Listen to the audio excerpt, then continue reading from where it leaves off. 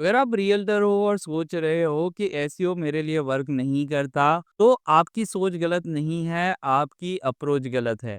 आज की वीडियो में मैं दिखाऊंगा कैसे 90% रियल एस्टेट एजेंट फेल होते हैं सर्च इंजन ऑप्टिमाइजेशन में और 10% रियल एस्टेट एजेंट होते हैं जो अच्छे से बायर और सेलर की लीड जनरेट करते हैं एवरी डे। ये वीडियो उनके लिए है जिन्होंने एसईओ अभी तक ट्राई किया है पर एसईओ में फेल हो चुके हैं, जो रियल एस्टेट एजेंट सिर्फ पोर्टल पे डिपेंडेंट रहते हैं और जो रियल एस्टेट एजेंट चाहते हैं कि मेरी लीड गूगल से आए, जो कि हाई क्वालिटी लीड आए। तो ये वीडियो पर्टिकुलर उनके लिए है। मैं हूं Jayvin Patanwadia, founder of Optinmart digital marketing agency. तो चलिए विदाउट टाइम वेस्ट किए चलते हैं स्क्रीन के ऊपर। तो देखो यहाँ पर मैंने एसईओ का प्रेजेंटेशन डिजाइन किया है जिसमें मैं आपको सारी चीजें दिखाऊंगा स्टेप बाय स्टेप। देखो यहाँ पर मैंने दिखाया है कि काफी सारे जो रियल एस्टेट एजेंट होते हैं वो स्ट्रगल करते हैं लोकल एसईओ में और वो लोग जनरेट नहीं कर पाते लीड्स अपने बिजनेस के लिए। ठीक है, तो देखो पहले जो मीथ्स है जो आपको समझना चाहिए कि देखो मोस्ट रियल एस्टेट एजेंट जो होते हैं वो सोचते हैं एसईओ शॉर्ट टर्म है। नहीं, ऐसा नहीं होता। एसईओ लॉन्ग टर्म होता है। उसके लिए आपको वेबसाइट बिल्ड करनी पड़ती है, आपको बहुत सारे ब्लॉग डालने पड़ते हैं और वो भी ब्लॉग आपको ऐसे डालने पड़ते हैं जिससे आपके कस्टमर आपको गूगल पे ढूंढ कर आप तक आ पाए।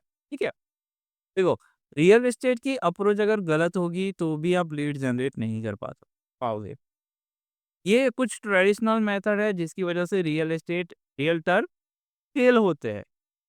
देखो पहला मिथ ये है कि generic home page targeting entire city. अगर आप सिर्फ एक ही पेज की वेबसाइट अगर आपने बनाई है, ठीक है, और उससे आप टारगेटिंग कर रहे हो किसी पर्टिकुलर सिटी के लिए, तो आपका बिजनेस फेल हो सकता है। समझो क्यों। यहाँ पर मैं पेंट ओपन करके मैं थोड़ा समझाता हूँ। अगर समझो ये आपका लैंडिंग पेज है। मेरी ड्राइंग इतनी अच्छी नहीं है तो आप समझ लेना कि ये जस्ट मुंबई के लिए मैंने कोई पर्टिकुलर पेज रियल एस्टेट को टारगेट कर रहा है। ठीक है, अभी यहाँ पेज पे आपको टेस्टिमोनियल वीडियो चाहिए। ठीक है, यहाँ पर आपको अवार्ड्स चाहिए। ठीक है, और जो यूज़र का क्वेरी है वो क्वेरी आपके एक पेज में सॉल्व होना चाहिए। नॉर्मली क्या होता है ये जो मेथड है टोटली गलत। क्यों? क्योंकि एक पेज से अगर आप टारगेट करोगे तो चांस कम है कि आपके कस्टमर आपकी सर्विस बाय करें। क्योंकि आपको क्या करना है, मल्टीपल सिटी का पेज बना के मल्टीपल प्रॉब्लम सॉल्व करने हैं, तब आपका प्रोडक्ट बिकेगा। अगर आप रियल एस्टेट एजेंट हो और आपको कस्टमर ढूँढता है प्रॉपर्टी डीलर नियर मी, ठीक है? अगर ऐसे करके आपको ढूँढता है और सिर्फ़ आपकी एक ही पेज की वेबसाइट आती है, जिसमें सिर्फ़ 2 बीएचके का होता है, ठीक है? उसको 3 बीएचके का चाहिए, उसको विला का डिटेल चाहिए और वो आप फुलफ़िल नहीं कर पाते तो भी अ, कस्टमर आपका चला जाएगा। ठीक है? दूसरा सेम कीवर्ड टारगेट कर रहे हो जो आपके कॉम्पिटिटर टारगेट कर रहे हैं। ठीक है? सेम कंटेंट जो आपके कॉम्पिटिटर लिख रहे हैं, सेम कंटेंट आप ऐसा लिखोगे, सेम टारगेट करोगे तो चांस कम है क्योंकि आपके विज़िटर वहाँ पे गूगल पे गए हैं। आपका कॉम्पिटिटर का कंटेंट देखा है, उससे सैटिस्फाई नहीं हुए हैं और आपके पास आए और आपका भी सेम डिटेल है। तो वो सैटिस्फाई नहीं होंगे और तीसरे किसी के पास चले जाएँगे जिसके पास यूनिक अप्रोच होगा। ठीक है? और यहाँ पर दूसरी चीज़ है कंटेंट विदाउट लोकल इंटेंट और स्पेसिफाई सिटी। ठीक है? अगर आप कोई भी कंटेंट आपकी वेबसाइट पे ब्लॉग डालते हो जो आपके यूज़र के इंटेंट को सॉल्यूशन नहीं देता, ठीक है?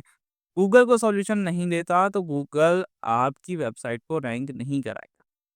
यहाँ पे गूगल क्या कन्फ्यूज़न हो रहा है उसका यहाँ पर आप देख सकते हो। Which specify area does this agent actually serve? जब आप मल्टीपल एरिया में आपके पेजेस बना के रैंक कराते हो तो कभी-कभी गूगल भी कंफ्यूज हो जाता है कि ये एक्चुअल में कौन से एरिया को टारगेट कर रहा है और रिलेवेंट एजेंट है कि नहीं है। ठीक है, आप गूगल में बिजनेस पे देखोगे तो वहाँ पे बड़ी-बड़ी ब्रांड नहीं होती। वहाँ पे सिर्फ लोकल जो होते हैं वही लोग रैंक आते हैं। तो अगर आप क्लैरिफाई नहीं करोगे तो गूगल खुद कंफ्यूज होकर आपको रैंकिंग। उसके बाद फ़ोकस क्लियर नहीं है। अगर आपका फ़ोकस क्लियर नहीं है तो गूगल आपको रैंक नहीं कराएगा, ठीक है? जैसे अगर आप टारगेट कर रहे हो कि रियल एस्टेट एजेंट हो, ठीक है? आप प्रॉपर्टी डीलर का कंटेंट आपकी वेबसाइट पे पब्लिश कर रहे हो, तो आपको टॉपिकल अथॉरिटी बनानी पड़ती है। प्रॉपर्टी डीलर के हिसाब से आपकी वहाँ पे ऑथर बायो वेबसाइट पे होनी चाहिए। आपका मल्टीपल कंटेंट वेबसाइट पे ऐसा होना चाहिए जो मेन कंटेंट को पुश करे। ठीक है? ये अगर आपको समझ नहीं आ रहा है, ऑलरेडी मैंने टॉपिकल अथॉरिटी पे वीडियो बना के रखा है, जिस पे जाकर आप ये चीज़ें समझ सकते हो। तो जब गूगल खुद समझेगा कि आप प्रॉपर्टी सेल करते हो, तो गूगल आप पे ट्रस्ट करेगा और रैंक करेगा। वो तब करेगा जब मल्टीपल कंटेंट रिलेवेंट आपकी वेबसाइट पे हो, जो कि प्रॉपर्टी रिलेटेड हो, तभी ये पॉसिबल है। ठीक है? उसके बाद आगे चलते हैं। काफ़ी सारे रियल्टर ऐसे सोचते हैं कि मेरा ब्रांड गूगल पे दिखना चाहिए। ठीक है? जिससे अवेयरनेस बिल्ड होती है, और अगर मेरी कंपनी या ब्रांड रैंक आएगा गूगल पे, तो मुझे अच्छे से सेल्स मिलेगी। ठीक है? ये मिथ्स है, इस पे आप डिपेंडेंट मत रहो, अदरवाइज़ आप सेल्स नहीं जनरेट कर पाओ। देखो, ब्रांड आना चाहिए, ये सही बात है। जब आपका एक्स वाई ज़ेड ब्रांड है, तो गूगल पे वो ब्रांड आना चाहिए जब कोई बंदा लिखता है तो। और उससे अवेयरनेस बिल्ड नहीं होती। ठीक है? अवेयरनेस कैसे बिल्ड होती है, गूगल कैसे प्रायोरिटी देता है, जो लोग आंसर दे पाते हैं प्रॉपर्ली, उनके कस्टमर को उसी की वेबसाइट रैंक होती है। ठीक है? काफ़ी सारे रियल्टर मुझे बोलते हैं कि सर किसी और की वेबसाइट रैंक हो रही है, मेरी वेबसाइट अच्छा यूआई यूएक्स ब्यूटीफुल डिज़ाइन के साथ है, फिर भी रैंक नहीं हो रही। तो मैं उनको बोलता हूँ, आपकी यूज़र की क्वेरी आप सॉल्व कर पा रहे हो कि नहीं कर पा रहे हो? अगर सॉल्व कर पा रहे हो, तो ही आपका वेबसाइट रैंक आएगा, तो ही गूगल आपको प्रायोरिटी देगा।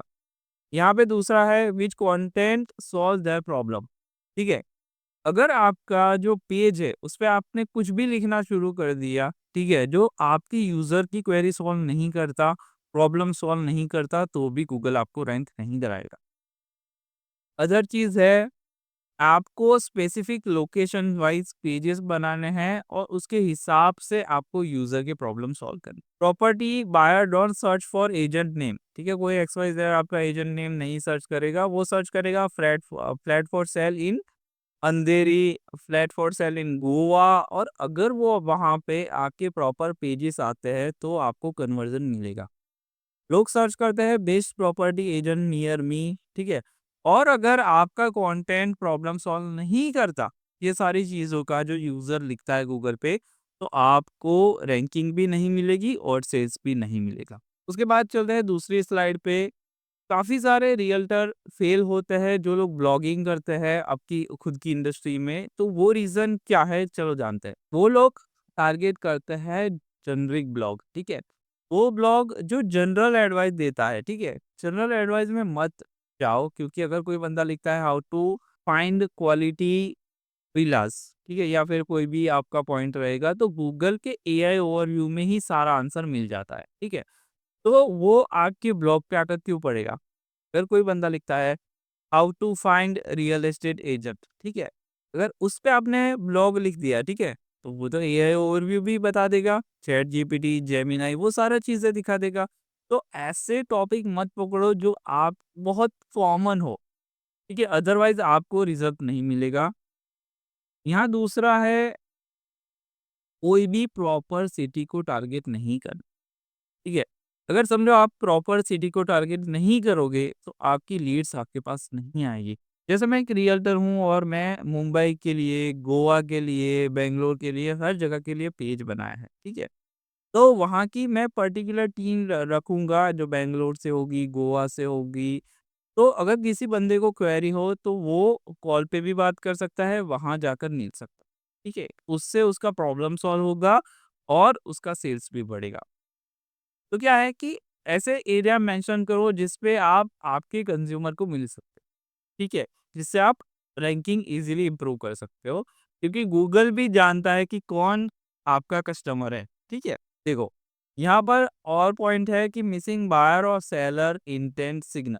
ठीक है? अगर कोई बायर और सेलर है, ठीक है, काफी सारे रियल एस्टेट की वेबसाइट पे मैंने जाके देखा है कि वहाँ पे बायर और सेलर की अलग अलग कैटेगरी नहीं होती। समझो, मैं एक बायर हूँ, आपकी वेबसाइट पे आया और मुझे सेलर का कंटेंट दिख रहा है, तो कैसे कन्वर्ट होगा? ठीक है? आपकी वेबसाइट पे अलग-अलग कैटेगरी होनी चाहिए। जैसे आपने अमेज़न पे देखा होगा मेंस के क्लोथिंग की अलग कैटेगरी होती है, वुमेन्स की कैटेगरी अलग होती है, किड्स की टॉयज़ की कैटेगरी अलग होती है, क्लोथिंग की कैटेगरी अलग होती है। तो आपकी वेबसाइट पे बायर की और सेलर की कैटेगरी अलग होनी, ठीक है? जिससे आपको कन्वर्ज़न अच्छा का यहाँ पे और पॉइंट है कि कोई कॉल टू एक्शन क्लियर नहीं होना। समझो आपकी वेबसाइट पे कोई बंदा आया है, थिंक एज़ अ विज़िटर, ठीक है? अगर उसको कोई क्वेरी है जो आपको कंटेंट सॉल्व नहीं कर सकी, ठीक है?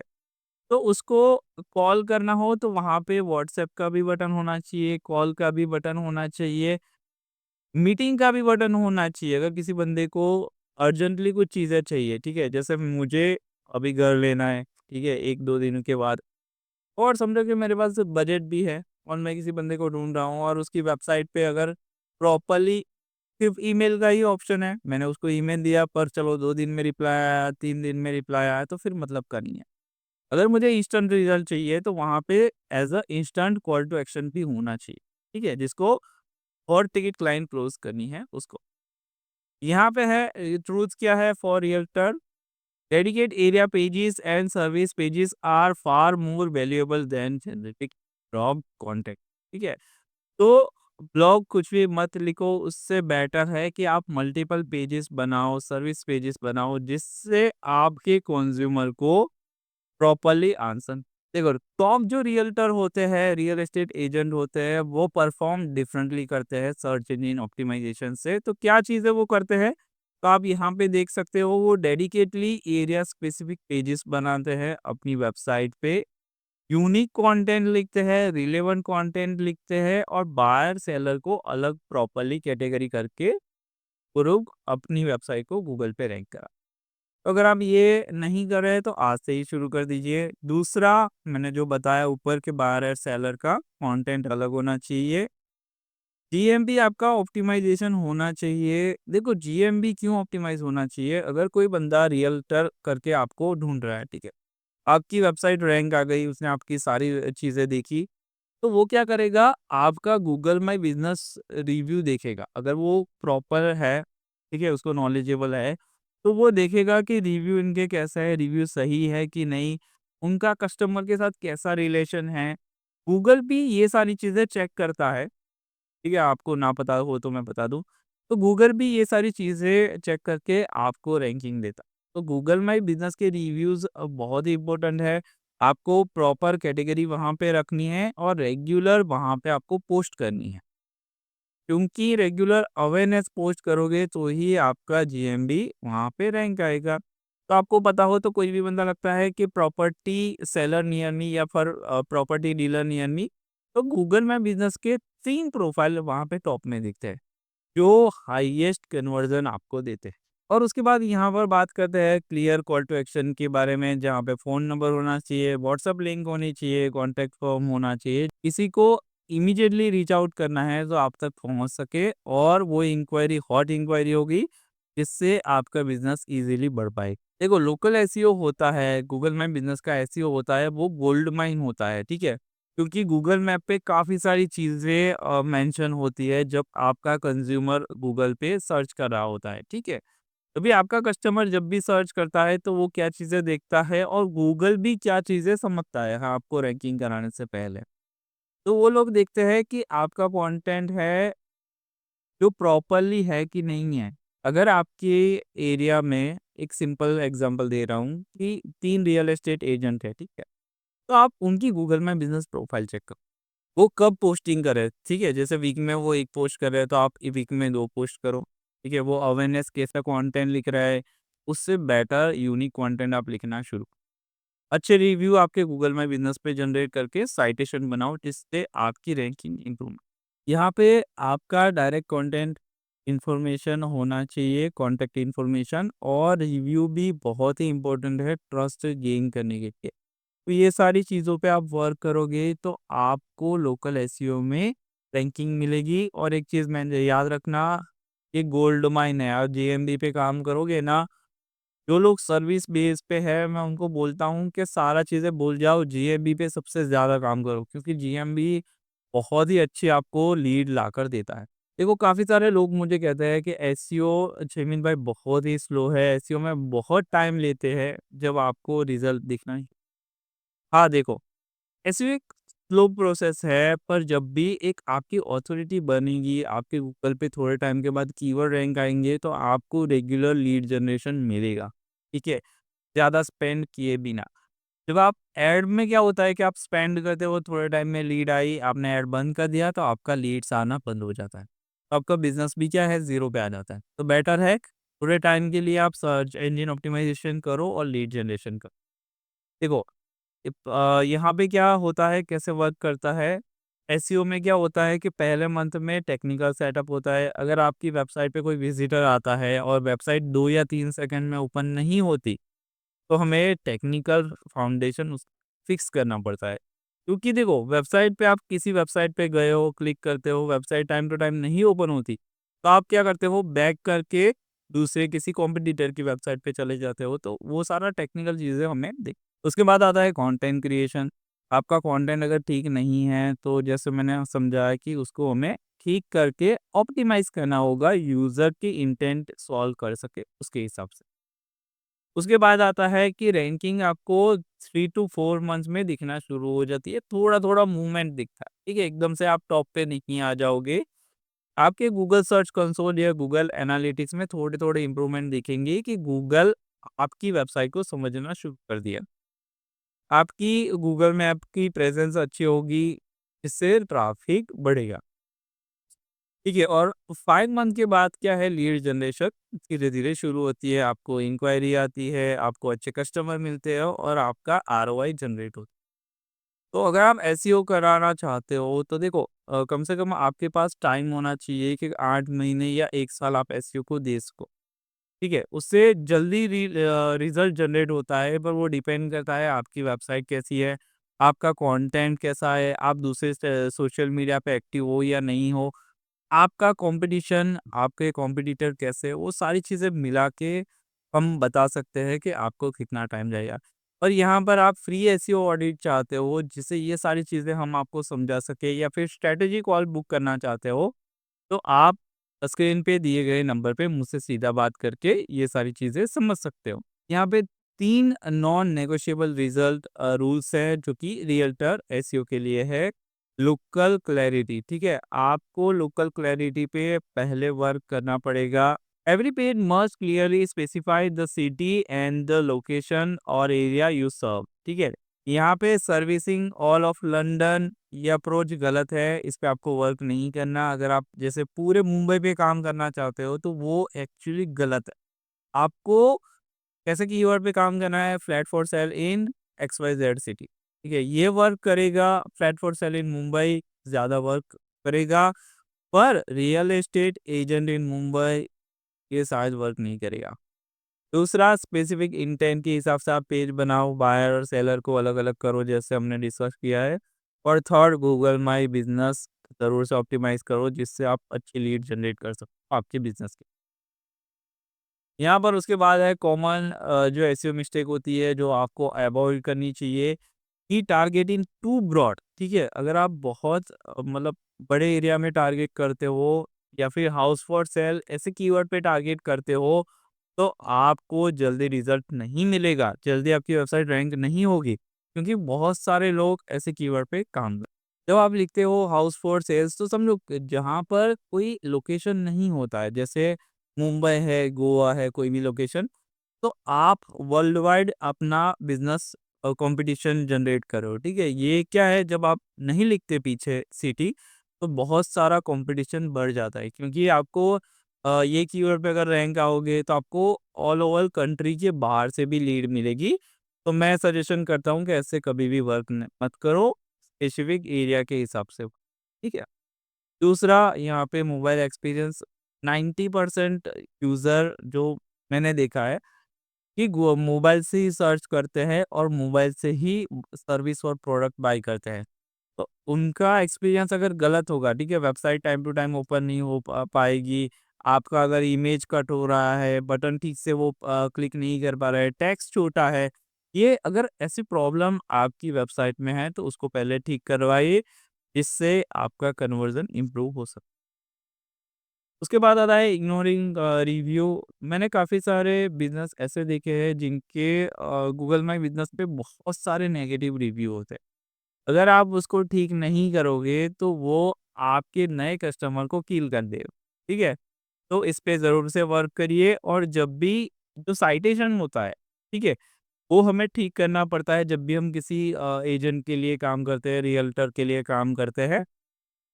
गूगल का एक नैप रूल है गूगल में, अगर आपको गूगल में बिज़नेस पे रैंक करना है तो, जिसका रूल के हिसाब से हमें नेम, एड्रेस और फ़ोन नंबर एवरी जो लिस्टिंग होती है, येलो पेज होती है, जस्ट डायल होता है, सुलेखा होता है और अदर बिज़नेस डायरेक्टरी पे सेम रखना होता है। तो ही अगर हम सेम रखेंगे तो ही नैप रूल के हिसाब से सही होने से आपका बिज़नेस रैंक आएगा। और अगर आप ये मिस्टेक कर रहे हो तो इसको ज़रूर से अर्जेंटली ठीक कीजिएगा, अदरवाइज़ आपको रैंकिंग में इश्यू। तो ये था कैसे आप अपनी रियल्टर वेबसाइट को फिक्स करके गूगल में रैंक आ सकते हो, जिससे गूगल भी कन्फ्यूज़ ना हो कि आपकी वेबसाइट को रैंक कराना है और आप भी कन्फ्यूज़ ना हो और विज़िटर भी कन्फ्यूज़ ना हो। तो ये कुछ चीज़ें थी जो आप एज़ अ रियल्टर हो तो सॉल्व कर सकते हो। और अगर आप अभी भी चाहते हो कि आप प्रॉपर्ली किसी एजेंसी से काम करवाओ, तो आप मुझसे फ्री एसईओ ऑडिट बुक करवा सकते हो और स्ट्रैटेजी कॉल पे भी बात कर सकते हो, जिसका वर्थ $250 है, पर हम फ्री में दे रहे हैं। तो आज ही आप बुक कराओ और अपने लिए बायर सेलर लीड जनरेट करो, वो भी एवरी डे। Thank you.